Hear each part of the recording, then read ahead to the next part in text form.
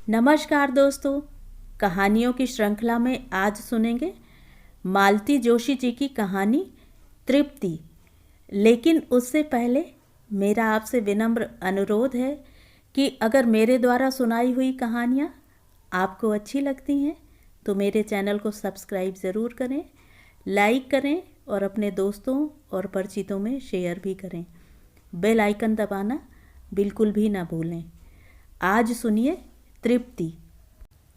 Mummy जी, आप तैयार नहीं हुई? क्या मतलब? अभी अभी तो कपड़े बदल कर बैठी हूँ और कैसे तैयार हुआ जाता है? मम्मी जी, हम लोग बबली की सगाई में जा रहे हैं। तो ये साड़ी पूरे 700 की है, इससे ज़्यादा की उनकी औकात भी नहीं है, मम्मी जी ने तुनक कर कहा। फिर मेरा सिर से पांव तक मुआयना करते हुए बोली, हम दोनों के हिस्से का तो तुम्ही ने पहन ओढ़ लिया है। शायद तुम्हें भी याद दिलाना होगा कि हम लोग सगाई में जा रहे हैं, शादी में नहीं। उनके व्यंग से मैं तिलमिला उठी। मन हुआ सब कुछ उतार कर रख दूं, पर तभी पापा जी कमरे से निकले। उन्होंने शायद मम्मी जी की बात सुन ली थी। बोले, रश्मि ने बिल्कुल ठीक किया है, पता तो चले किस घर की बहू है। और मेरे ख्याल से तुम भी साड़ी बदल लो तो ठीक रहेगा।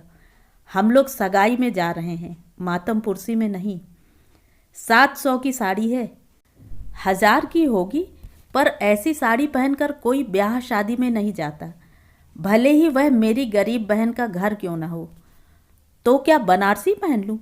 बेशक। मम्मी जी बुरा सा मुंह बनाकर वहां से उठ गईं और कमरे में अंतर ध्यान हो गईं। बंद होते दरवाजे की आवाज़ से ही पता चलता था कि वे कितनी नाराज़ हैं। कमरा बंद होते ही पापा जी मेरी ओर मुखातिब हुए। बेटे, तुम्हारे पास कोई ऐसी साड़ी होगी जो तुम्हारी मम्मी ने ना देखी हो? मैं सोच में पड़ गई। ऐसी साड़ी कहाँ से होगी पापा जी? माँ के यहाँ से जो मिलती हैं वे तो दिखानी ही होती हैं। इधर उधर से जो गिफ्ट में आती हैं वे भी उनकी नज़रों से गुजरती हैं, और आप लोग जो लाते हैं वे तो उन्हें याद रहती ही हैं। साड़ी किसके लिए चाहिए? बबली के लिए? हाँ, वहाँ तो पास पड़ोस की भाभियों में होड़ सी लगी हुई है, पर मैं सोचता हूँ पहला हक तो हमारा बनता है। पापा जी ठीक कह रहे थे, पास पड़ोस वालों से तो ज़्यादा नज़दीकी रिश्ता हमारा था, और साड़ियाँ भी मेरे पास बेशुमार थीं। पर अफसोस तो यह था कि एक भी साड़ी बबली को नहीं पहनाई जा सकती थी। मम्मी जी का कोई भरोसा नहीं था, वे सबके सामने ही पूछ बैठती। पापा जी यह खतरा लेना नहीं चाहते थे। दोनों माँ बेटे तैयार होकर साथ ही नीचे उतरे। ये 3 पीस सूट में थे और मानो परफ्यूम में नहा कर आए थे। मम्मी जी ने छूटते ही कहा, तुम दोनों को आज क्या हो गया है? इतना बन संवर कर क्यों जा रहे हो? कल को तुम्हारी बुआ जी सबसे कहती फिरेंगी कि अपनी अमीरी का रोब डालने आते हैं। कहने दो मम्मी, जिसके पास है वह तो पहनेगा और ठाठ से पहनेगा। मुझे इनकी यह गर्वोक्ति जरा अच्छी नहीं लगी। इस मामले में दोनों माँ बेटे समान हैं, शान बघारने का कोई मौका नहीं छोड़ते। बस दोनों का ढंग अलग है। जिस वैभव पर ये इतराते हैं वह तो पापा जी की अथक मेहनत का परिणाम है। एक तरह से उन्होंने शून्य से यह साम्राज्य निर्माण किया है, पर वे इन लोगों की तरह बड़बोले नहीं हैं। उनकी वृत्ति में एक ठहराव है, बातचीत में एक संयम है, आचार व्यवहार में सौम्यता है। इसीलिए मेरे लिए श्रद्धास्पद हैं। गाड़ी में बैठते हुए मम्मी जी ने फिर कहा, वहाँ जाकर हम्माली करनी पड़ेगी, सूट का सत्यानाश हो जाएगा। पापा जी बोले, तुम्हारे साहबजादे हम्माली करेंगे? हम दोनों के हिस्से की हम्माली मैं कर आया हूँ, अब तो स्वागत सत्कार ही करना है। उसके लिए यह ड्रेस ठीक है। थोड़ी देर शांति रही, फिर मम्मी जी ने पूछा, क्यों जी, लड़का क्या सचमुच इंजीनियर है? यह सवाल कितनी बार पूछोगी? पता नहीं क्यों मम्मी जी को यह बात हजम ही नहीं हो रही है। जब से बबली की शादी तय हुई है परेशान सी हैं। मम्मी, आजकल इंजीनियर बनना बहुत आसान हो गया है। गली गली में कॉलेज खुल गए हैं। लोग सोचते हैं बड़ा तीर मार लिया, पर जब डिग्री लेकर सड़क पर आते हैं तब आटे दाल का भाव मालूम हो जाता है। बरखुरदार लड़का एमपीईबी में असिस्टेंट इंजीनियर है, सरकारी क्वार्टर है, गाड़ी है, अर्दली है, मैं खुद देख आया हूँ। इसीलिए तो मैं हैरान हूँ, इतना अच्छा लड़का इन्होंने कैसे पटा लिया। इंजीनियर दूल्हे मुफ्त में तो मिलते नहीं। मुफ्त में क्यों मम्मी, अपना इतना बड़ा एटीएम जो है। पल भर को मम्मी जी के पल्ले कुछ नहीं पड़ा। बात समझ में आते ही वे चिहुक पड़ी। मामा जी बताइए तो, कितने ढीले किए। अभी तक तो किसी ने कुछ नहीं मांगा, पर ज़रूरत पड़ी तो मांग भी सकते हैं, और मैं दे भी सकता हूँ। आखिर मेरी इकलौती बहन की इकलौती लड़की की शादी है। पापा जी की यही बात मुझे अच्छी लगती है। सामने वाला बहुत बोलने लगे तो दो टूक बात कहकर उसका मुंह बंद कर देते हैं। बुआ जी की गली में प्रवेश करते ही सजीला शामियाना नजर आ गया। धीमे धीमे शहनाई बज रही थी। माँ बेटे ने एक साथ कहा, अरे वाह, शामियाना भी लगवाया है। पापा जी कुछ नहीं बोले, पर मम्मी जी के मन में एक बार जो बात खदकने लगे तो बाहर निकलकर ही दम लेती है। बुआ जी के बेटा बहू दरवाजे पर अगवाने के लिए खड़े थे। जैसे ही उन दोनों ने पैर छुए, मम्मी जी बोली, अरे वाह, तुम लोगों ने तो शादी की सी रौनक कर दी है, शामियाना वगैरह तान लिया है। घर बहुत छोटा है ना मामी जी, बड़ी भाभी ने विनम्रता से कहा। तभी मम्मी जी की नज़र भाभी के जड़ाऊ गुलूबंद पर पड़ी। छूकर बोली, बड़ा सुंदर है, कब बनवाया। भाभी इस प्रश्न का उत्तर टाल गईं और दूसरे मेहमानों के स्वागत के लिए चली गईं, पर चुप रहना तो मम्मी जी की फितरत में ही नहीं था। उपस्थित आमंत्रितों को सुनाते हुए बोली, आजकल कैसी कैसी चीज़ें चली हैं, असली को भी मात करती हैं। एक हम बेवकूफ़ हैं जो पैसा फूंकते हैं और जोखिम भी पालते हैं। लॉकर्स का किराया भरते हैं सो अलग, इससे तो यही अच्छा, सस्ता, सुंदर और टिकाऊ। शर्म से मेरा मुंह लाल हो गया। उन्हें रोकना तो मेरे बस में नहीं था, इसलिए चुपचाप वहाँ से खिसक ली। बबली की खोज में मैंने पूरा घर छान मारा, वह तो नहीं मिली, पर बुआ जी नज़र आ गईं। बहुओं ने उन्हें नई नकोर साड़ी पहना दी थी, पर उनके सीधे सरल व्यक्तित्व से वह जरा भी मेल नहीं खा रही थी। मैंने प्रणाम किया तो उन्होंने आशीषों की बौछार करते हुए मुझे अंक में भर लिया। हमारी ननंद रानी को कहाँ छुपा कर रख दिया है आपने, पूरे घर में देख आई, नज़र ही नहीं आई। पार्लर गई है, बुआ जी ने पार्लर को खूब लंबा खींचते हुए कहा। आजकल तो हर कोई पार्लर जाने लगा है। मम्मी जी के सिवा ऐसी बात कौन कह सकता था। वे कब मेरे पीछे आकर खड़ी हो गई थीं, पता ही नहीं चला। मेरा तो खून खौल गया। किसी तरह अपने को जब्त कर मैंने कहा, और दिन ना सही, पर ऐसे मौक़ों पर तो लड़कियां पार्लर जाती ही हैं मम्मी जी। जाती होंगी, पर हमारी जिज्जी के यहाँ तो ये चोचले नहीं थे, चाहो तो पूछ लो। अब क्या करें, ननंद भौजाई दोनों जिदिया गईं, तो हमने कहा कि जाने दो, दुनिया जा रही है। अच्छा, तो छोटी भी गई है, तभी नज़र नहीं आई। तभी वे मुझे नज़र आ गईं, वे भी और बबली भी, छोटे भैया के साथ। तीनों पापा जी की एस्टीम से उतर रहे थे। पापा जी शायद सुबह गाड़ी और ड्राइवर यहीं छोड़ गए थे।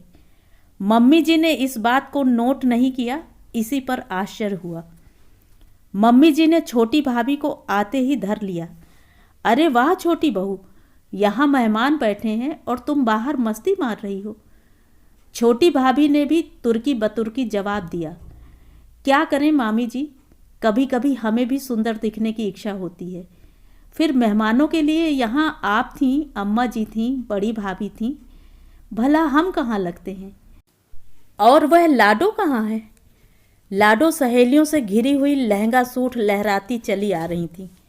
जिसका भी था, सूट बहुत ज़ोरदार था। मैं लपक कर उसके पास पहुंची। बबली जी, ज़रा कमरे में चलेंगी, आपकी चुनरी ठीक कर दूं। कमरे में आकर उसने भोलेपन से कहा, पार्लर वाली ने तो खूब अच्छे से पहनाई थी भाभी, शायद गाड़ी में चढ़ते उतरते फिसल गई होगी। चुनरी का कुछ नहीं बिगड़ा है ननंद रानी, मैं तो आपको यह बताने के लिए भीतर लाई हूँ कि अगर हमारी सासू माँ सूट के बारे में कुछ पूछे तो बता देना कि शादी के लिए बनवाया है। पर यह तो सामने वाली वंदना भाभी का है। होगा, पर उसका ढिंढोरा पीटने की ज़रूरत नहीं है। तभी दरवाजे पर थाप पड़ी। बड़ी भाभी थी। बोली, ननंद भौजाई में क्या खुसुर फुसुर हो रही है, अब बाहर निकलो, वे लोग आ गए हैं। मैंने दरवाज़ा खोला, हठात नज़र गई भाभी का गला खाली था, केवल मंगलसूत्र पड़ा हुआ था। मम्मी जी पर खूब गुस्सा आया। किसी का इतना सा सुख उनसे नहीं देखा जाता। भाभी जी, कौन कौन आया है? दूल्हे की माँ है, भैया भाभी हैं, बहन बहनोई हैं, मौसेरी बहन हैं, शायद लोकल हैं। दूल्हे राजा नहीं आए? तो हमें कम से कम फ़ोटो ही दिखा दीजिए। बड़ी भाभी ने अलमारी में से फ़ोटो निकाल कर दी। चेहरा मोहरा ठीक था, पर उम्र ज़रा ज़्यादा लग रही थी। मैंने मुंह बनाकर कहा, ठीक ठाक हैं, पर हमारी ननंद रानी का मुकाबला नहीं है। रंग भी शायद 19 ही बैठेगा। 18 समझो, पर लड़कों का रंग रूप नहीं देखा जाता, उनके तो गुण देखे जाते हैं। अच्छा, मैं जा रही हूँ, तुम इसे लेकर जल्दी से आ जाओ। भाभी चली गई तो मैंने देखा बबली तन्मयता से फ़ोटो निहार रही है। मैंने ठहाका दिया तो भावुक होकर बोली, रंग रूप कैसा भी हो भाभी, सबसे बड़ी बात तो ये है कि ये लोग बिना दान दहेज की सिंपल शादी मांग रहे हैं। वाह रे सिंपल शादी, तुमने तो सगाई में ही ऐसी धूमधाम कर दी। वह तो भैया लोगों की जिद थी, बोले शादी तो जबलपुर में हो रही है, यहाँ कुछ तो हो। भगवान ऐसे सतयुगी भाई सबको दें। बबली के ससुराल वाले संपन्न तो थे ही, संभ्रांत भी थे। उनकी वेशभूषा और बातचीत में आभिजात झलक रहा था। बबली के लिए जो साड़ी और सेट लाए थे उसमें भी सुरुचि झलक रही थी। चाह कर भी मम्मी जी उनमें कोई नुक्स नहीं निकाल पाईं, इसलिए लौटते समय पूरे रास्ते खाने की आलोचना करती रहीं। दही बड़े सख्त थे, मूंग की दाल में डालडा पड़ा था, पुलाव का चावल घटिया था, रायते का दही खट्टा था, पूड़ियाँ कड़ी थीं। बार बार कह रही थी, पता नहीं कहाँ का कैटरर पकड़ लाए थे। खुद के पास अकल नहीं है तो किसी से सलाह ही ले लेते, पर उसमें उनकी शान जाती है ना। पापा जी पूरे रास्ते चुप बने रहे। या तो वे बहुत थक गए थे या पत्नी की बेतुकी बातों का जवाब देना उन्हें गवारा नहीं था। श्रवण कुमार ही बीच बीच में आग में घी दे रहे थे। 3-4 दिन बाद की बात है। मैं और पापा जी दोपहर की चाय पी रहे थे। ये धड़धड़ाते हुए घर में दाखिल हुए और आते ही पूछा, मम्मी कहाँ हैं? किटी में गई हैं। ओह शिट, ऐसी धमाकेदार खबर लाया था कि उनके स्वर से निराशा साफ झलक रही थी। इतना मायूस क्यों होते हो बरखुरदार? अगर हमारे लायक हो तो हमें ही सुना दो। आपको क्या सुनाएं पापा, आपके लिए वह खबर थोड़े ही है, बल्कि आप तो उसके सूत्रधार हैं। मतलब? आपने तो हमें हवा भी न लगने दी कि श्रीमान इंजीनियर साहब यानी कि बबली के दूल्हे राजा डिवोर्सी हैं। आपने सोचा होगा कि किसी को पता भी नहीं चलेगा, पर पिताश्री ऐसी बातें छिपती नहीं हैं। छिपाने का मेरा कोई इरादा भी नहीं था बेटे, मैं तो बस यह चाहता था कि सगाई तक बात पर पर्दा पड़ा रहे। समारोह में 4 लोग इकट्ठे होते हैं, 4 तरह की बातें करते हैं, फिर माहौल और मन खराब हो जाता है। कम से कम आप घर में तो बता सकते थे, इन्होंने रूठने के से अंदाज में कहा। अब पापा जी क्या बताते कि सबसे ज़्यादा खतरा तो उन्हें घर ही से था। मम्मी जी को पता होता तो भरे मंडप में उद्घोषणा कर देती। ये आंधी की तरह आए थे, उसी तरह लौट गए। घर में एक सन्नाटा सा खिंच गया। बड़ी देर बाद मैंने कहा, पापा जी ये रिश्ता तो आप लाए थे ना? बबली के लिए आप ऐसा रिश्ता लाएंगे? वे कुछ क्षण मुझे देखते रहे, फिर बोले, रिश्ता तो बबली खुद लाई थी, मैंने तो बस औपचारिकताएं पूरी की थीं। मैं समझी नहीं। लड़के की मौसेरी बहन बबली की कुली गए, उसी ने बात चलाई थी। फिर बबली यह प्रस्ताव लेकर मेरे पास आई कि मामा किसी तरह मेरा यह काम कर दो, तुम्हारा एहसान मानूंगी। फिर करना ही पड़ा। हालांकि इतना सरल नहीं था। भाई लोग तो फिर भी मान गए थे, पर जिज्जी को मनाने में मुझे पसीना छूट गया। ये कोई लव मैरिज तो थी नहीं, फिर ऐसी क्या मजबूरी थी वह तुम नहीं समझोगी। एक तो बबली के पिता नहीं हैं, फिर भाई भी साधारण नौकरी वाले हैं, तिस पर उनकी अपनी गृहस्थी भी है। वे लोग अपने को बेच भी देते तो ऐसा घर वर नहीं जुटा सकते थे। बबली बोली, पैसे पैसे को दांतों से पकड़कर तंग आ चुकी हूँ मामा, अब बाकी ज़िंदगी आराम से गुजारना चाहती हूँ। मैं नहीं चाहती कि मेरे भाई मेरे लिए दान दहेज जुटाने के चक्कर में सारी ज़िंदगी कर्ज की किस्तें भरते रहें। यहाँ तो कुछ देना भी नहीं पड़ेगा। उसके लिए दान दहेज की व्यवस्था तो आप भी कर सकते थे पापा जी। अपनी शक्ति भर अब भी कर रहा हूँ। उस दिन की पार्टी क्या केशव माधव के बस की थी? पर देखो, कोई भी स्वाभिमानी लड़की इस एहसास के साथ जीना नहीं चाहती कि उसकी शादी दान खाते से हुई है। पर डिवोर्स वाली बात गले से उतरती नहीं। मैंने पूरी छानबीन कर ली है। लड़की का कहीं अफेयर था, माँ बाप राज़ी नहीं हुए, जबरन शादी करनी पड़ी। उसने पहले दिन ही पति को सब बता दिया। आपसी रजामंदी से साल भर में ही तलाक हो गया था। Now she is happily married. मैं मिल चुका हूँ, पर इस हादसे के बाद वह लड़का एकदम टूट ही गया था। इतने दिनों बाद जाकर दोबारा शादी के लिए राजी हो पाया है। वह तो कोर्ट मैरिज के लिए ही अड़ गया था, पर मैंने समझाया कि भाई तुम्हारी दूसरी शादी है तो क्या, बिटिया की तो पहली ही है, उसके भी तो कुछ अरमान होंगे। शायद इसीलिए इन लोगों ने सगाई इतनी धूमधाम से की थी। जो भी हो, सुनकर अच्छा नहीं लगा। बबली के लिए मन उदास हो गया। रात खाना लगा रही थी कि मम्मी जी हुलसते हुए किचन में दाखिल हुई। रश्मि, देख, मैं कह रही थी ना, वही हुआ। मैं तो खुद हैरान थी कि इतने अच्छे लोग ऐसे वैसे घर की लड़की कैसे ले रहे हैं। अब जाकर भेद खुला। उनके चेहरे से खुशी छलकी पड़ रही थी। पिछले दिनों नज़र आने वाला तनाव एकदम गायब हो गया था। आंखों में पुरानी चमक लौट आई थी, और वह चमक तृप्ति की थी। तो ये थी कहानी। कहानी आपको कैसी लगी? कमेंट करके ज़रूर बताएं।